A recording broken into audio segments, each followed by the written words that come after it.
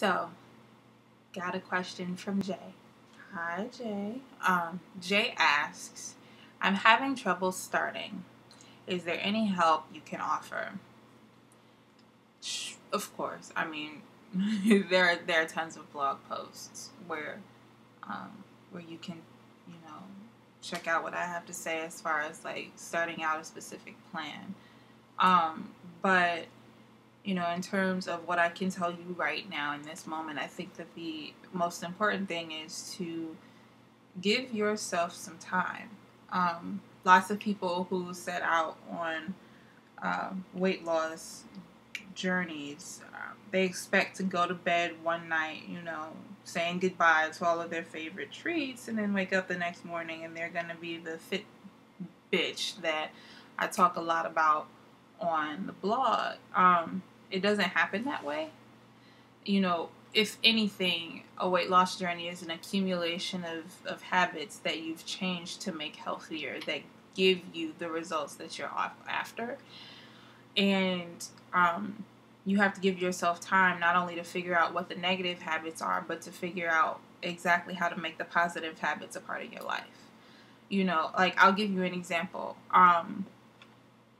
In the beginning of my journey, I really wanted to fit in yoga, running, lifting, all in one day. Like, I wanted everything in one day. And because that was what I wanted at that time. And that was something that it took me almost a good 4 to 5 months to figure out how to fit in all together. It wasn't an hour of yoga every day, and it wasn't an hour and a half of running every day. But it was a way for me to fit them all in. And then eventually I got to a point where I was saying, okay, now now it's less about a time period that I'm spending on running. It's a mile goal every day.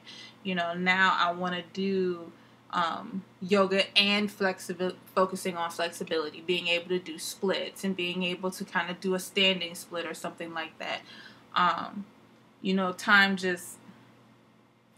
Time is more generous and gracious to us than we are to ourselves. We accomplish a lot and don't give ourselves credit for the little things that we're accomplishing because we're so focused on achieving this one giant, massive goal, and it really doesn't have to be that way. And if we are more gentle and patient with ourselves, we tend to find appreciation for the small things that we've accomplished, and that serves as an incentive to keep going, as opposed to focusing on this big picture and being mad that we weren't able to get there overnight.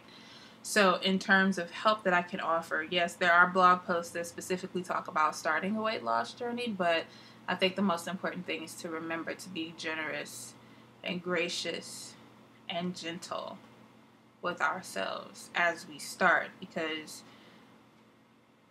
the kinder we are to ourselves, the more likely we are to experience pleasure and joy on our journey, and pride in what we've been able to accomplish, because we take the time to look at the little things and appreciate them as they change. So, that's my advice. I hope it helps. I'll leave some links somewhere, everywhere. In the meantime, let me know in the comments what kind of advice you have for Jay as far as starting her journey.